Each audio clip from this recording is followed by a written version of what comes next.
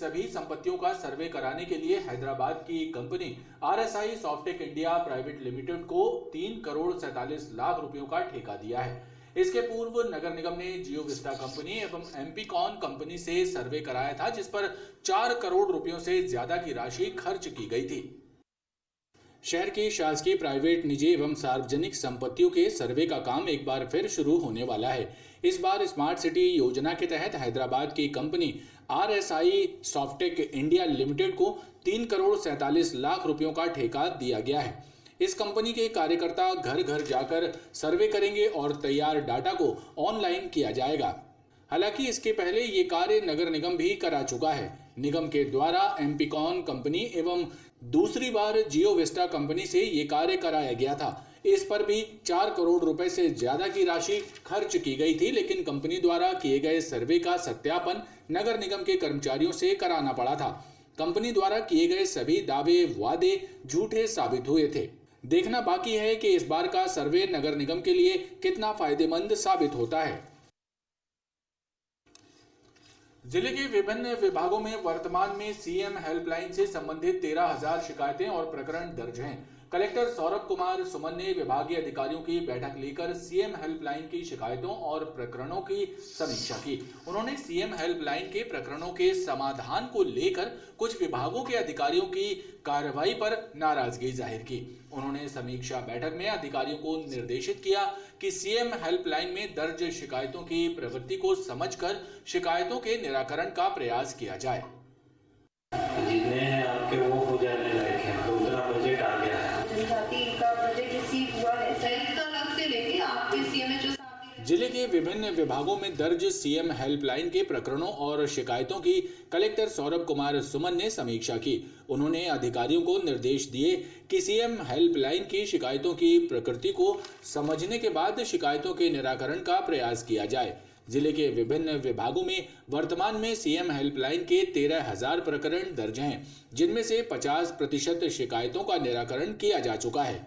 शेष 50% शिकायतों का जल्द से जल्द निपटारा करने के निर्देश कलेक्टर ने विभागीय अधिकारियों को दिए हैं। कलेक्टर ने विभागीय अधिकारियों को निर्देश दिए हैं कि जिन शिकायतों के निराकरण के बाद भी शिकायतकर्ता द्वारा शिकायतें बंद नहीं कराई जाती हैं, उन शिकायतों के क्लोजर के प्रयास भी वरिष्ठ अधिकारियों के मार्गदर्शन में कराए जाने की प्रक्रिया अमल में लाई जाए। विभिन्न विभागों को निर्देश दिए गए कि अधिक से अधिक शिकायतों में संतुष्टिपूर्वक निराकरण करें, परंतु यदि शिकायतकर्ता जानबूझ के कार्य होने के उपरांत भी यदि शिकायत बंद कराने के लिए तैयार नहीं है तो फिर स्पेशल क्लोजर के लिए उसको हम लोगों तक पहुंचाएं। पढ़ने के बाद हम लोग उसको निर्णय लेंगे कि उसमें स्पेशल क्लोजर होना है या नहीं। और मूल रूप से ये निर्देश दिए गए कि जो सीएम हेल्पलाइन में शिकायतों की प्रकृति होती है उससे समझने का प्रयास करें कि यदि फील्ड लेवल पे कोई काम ठीक तरीके से नहीं हो रहा है तो उनको ठीक करें ताकि सीएम हेल्पलाइन आए ही ना। इस साइकिल में जो शिकायतें हैं लगभग 13,000 के आसपास शिकायतें हैं, उसमें से 50% का निराकरण हो गया है। बचे हुए शिकायतों में जो निराकरण योग्य हैं उनमें 20 तारीख तक अधिकांश का निराकरण कर दिया जाएगा। और आप लोग अवगत है कि जबलपुर जिला अमूमन उच्च प्रदर्शन करने वाले जिलों में रहता है। बैठक में विभिन्न शासकीय विभागों के अधिकारी शामिल थे। समीक्षा बैठक में कलेक्टर ने कुछ विभागों द्वारा सीएम हेल्पलाइन के प्रकरणों के निपटारे में बरती जा रही उदासीनता पर नाराजगी भी जाहिर की और प्रकरणों के निराकरण करने का निर्देश दिया। पेट्रोल डीजल के बाद अब जबलपुर में दूध के दाम भी आसमान छू रहे हैं। जबलपुर जिला प्रदेश का एक ऐसा जिला बन गया है जहां सबसे महंगा दूध बिक रहा है।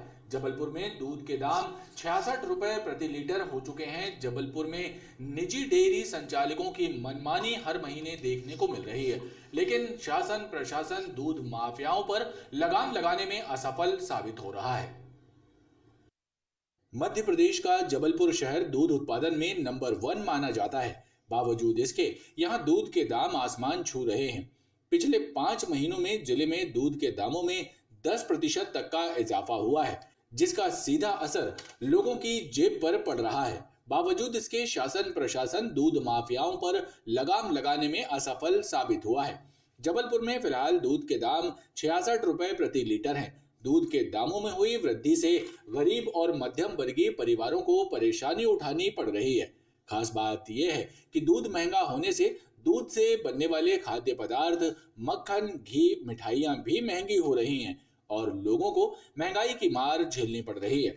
ऐसे में आम जनता ने भी दूध माफियाओं, डेयरी संचालकों की मनमानी पर लगाम लगाने की मांग शासन प्रशासन से की है।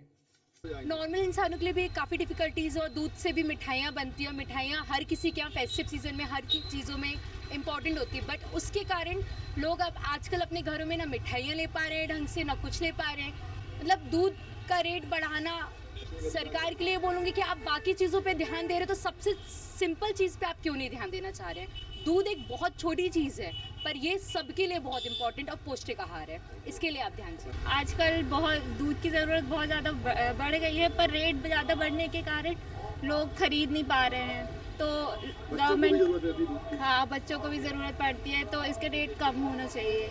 आमदनी जितनी थी पहले उतनी आमदनी है, लेकिन दूध वाले जिस तरीके से मनमाने तरीके से बिना कुछ बताए किसी के और रेट बढ़ा देते हैं, ये बहुत ही दुर्भाग्यपूर्ण बात है। और हमारे कलेक्टर साहब, ऐसा नहीं कि उनको जानकारी नहीं, सबको जानकारी है, लेकिन इस पर कोई भी अधिकारी अंकुश लगाना नहीं चाहता है। आप देख रहे हैं गरीब लोग जो रोज़ के 100-200 कमाने वाले हैं, जिनके छोटे छोटे मासूम बच्चे हैं, वो लोग दूध से महरूम हो जाएंगे। उनको दूध का एक घूंट पीना मुश्किल हो जाएगा। जो आदमी 200 रुपये कमा रहा, वो 70 रुपये लीटर दूध कहाँ से खरीद पाएगा। अगर एक साधारण सा आदमी 70 रुपये का दूध लेके आएगा और 300 रुपये की मजदूरी करके आएगा तो उसका चूल्हा नहीं जलता।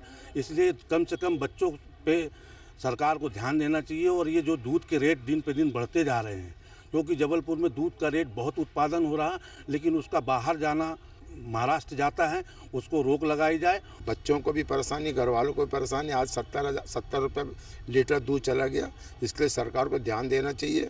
खास बात यह है कि जब पेट्रोल और डीजल के दामों में स्थिरता बनी हुई है और पशुओं को भरपूर चारा भी मिल रहा है, तो दूध के दामों में बढ़ोतरी क्यों की जा रही है। पैकेट दूध के दामों में बढ़ोतरी की तो बाकायदा घोषणा की जाती है, लेकिन जबलपुर में दूध माफिया और निजी डेयरी संचालकों की मनमानी हर माह देखने को मिल रही है। नगर निगम चौक के आसपास जमे अतिक्रमणों और सड़क पर खड़े किए जाने वाले ऑटो रिक्शा के कारण यातायात बाधित होता है। दिन भर जाम की स्थिति बनी रहती है, लेकिन जिम्मेदार विभागों और अधिकारियों को इसकी जरा भी चिंता नहीं है। नगर निगम मुख्यालय और यातायात पुलिस थाना से चंद कदम दूरी पर ही यातायात व्यवस्था की बदहाली नजर आती है। नगर निगम चौक पर ऑटो रिक्शा चालकों की धमाचौकड़ी के कारण दिन भर जाम लगा रहता है। सड़क पर काबिज अतिक्रमण और सड़क पर पार्क किए जाने वाले ऑटो रिक्शा यातायात बाधित करते हैं, लेकिन जिम्मेदार विभागों और अधिकारियों को इसकी चिंता नहीं है और अधिकारियों को इसकी जरा भी परवाह नहीं है। बीच सड़क में खड़े ऑटो रिक्शा दुर्घटनाओं का सबब भी बन रहे हैं।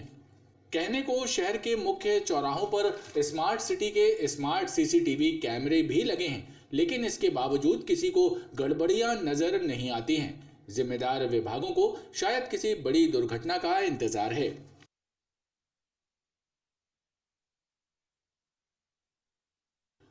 जिले में एक बार फिर 18 वर्ष की उम्र से अधिक लोगों के आधार पंजीयन और आधार अपग्रेडेशन का कार्य प्रारंभ हो गया है। ऐसे में आधार केंद्रों में लोगों की भारी भीड़ उमड़ रही है। बड़ी संख्या में लोग नया आधार पंजीयन कराने और आधार में नाम पता सुधरवाने पहुंच रहे हैं। आधार केंद्र में एक दिन में 40 लोगों का पंजीयन हो पा रहा है। 18 वर्ष से अधिक उम्र के लोगों के आधार पंजीयन और आधार अपग्रेडेशन पर लगी रोक अब हट गई है। ऐसे में आधार केंद्र में आधार पंजीयन और अपग्रेडेशन कराने लोगों की भीड़ उमड़ रही है। कलेक्ट्रेट कार्यालय स्थित आधार पंजीयन केंद्र में रोजाना सैकड़ों लोग आधार पंजीयन और आधार के अपग्रेडेशन के लिए पहुंच रहे हैं, लेकिन आधार केंद्र में एक दिन में मात्र 40 नए आधार पंजीयन का कार्य ही हो पा रहा है, जिससे लोगों को दिक्कतें भी हो रही हैं।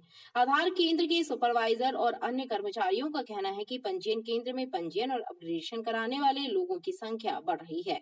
आधार अपडेट करवाई थी, उसमें डेट ऑफ बर्थ सुधरवाना था। क्या परेशानी जा रही थी? इससे स्कॉलरशिप की मुझे फॉर्म का करवाना था, जो कि उसके कारण हो नहीं पा रहा था। वही यहाँ पर आई करवाने के लिए, सभी ने बोला कलेक्टर जाओ, वहाँ हो जाएगा, तो इसीलिए उसी उम्मीद से आई हो जाए। आधार कार्ड अपडेशन का ज़्यादा आ रहा है और बच्चों के बन रहे हैं, 5 साल से जो छोटे बच्चे हैं उनके नहीं बन रहे हैं, बड़ों के भी नए बन रहे हैं वोटर आईडी से, तो उनकी भी ज़्यादा संख्या है न्यू एनरोलमेंट की। तो पहले क्या कोई समस्या आ गई थी? पहले अभी बनना बंद हो गए थे, बन ही रहे थे कलेक्ट्रेट परिसर में, तो आधार बन रहे थे, न्यू इनरोलमेंट बन रहे, तो ज़्यादातर लोगों के बन चुके हैं। बड़े जो भी बन रहे 18 वर्ष से बड़े जो भी बनवा रहे हैं न्यू अभी, तो डुप्लीकेट निकल रहे हैं।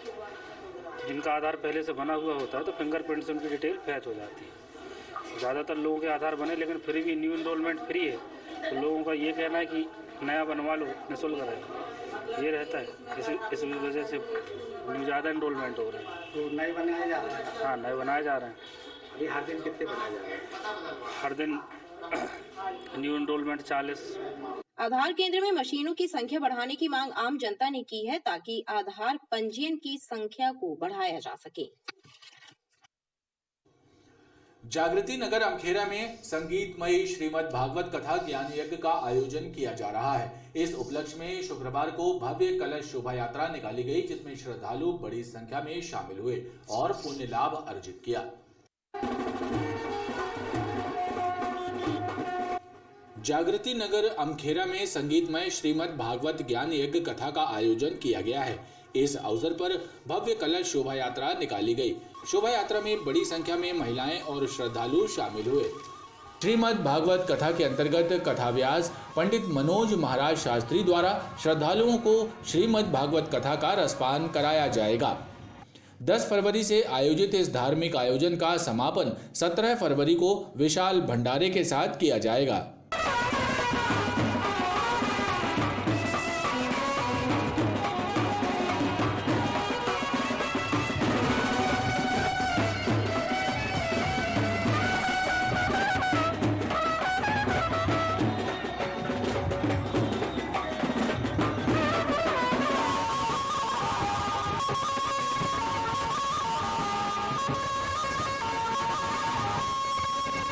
जजमान पंडित मनोज शास्त्री द्वारा चौरसिया परिवार द्वारा मोंटी चौरसिया द्वारा उनके पापा जी की याद में गोहलपुर अमखेरा रोड जागृति नगर में श्रीमद् भागवत का आयोजन हो रहा है। आज कलश यात्रा के साथ, झंडा के साथ और भगवती की पूजा अर्चना के साथ भागवत आज चालू होने जा रही है। 10 तारीख से लेकर 17 तारीख तक आयोजन होगा भागवत का, जिसमें सभी क्षेत्र महिलाएं, जेंट्स, बड़े बुजुर्ग सब बढ़ चढ़ के हिस्सा लेंगे।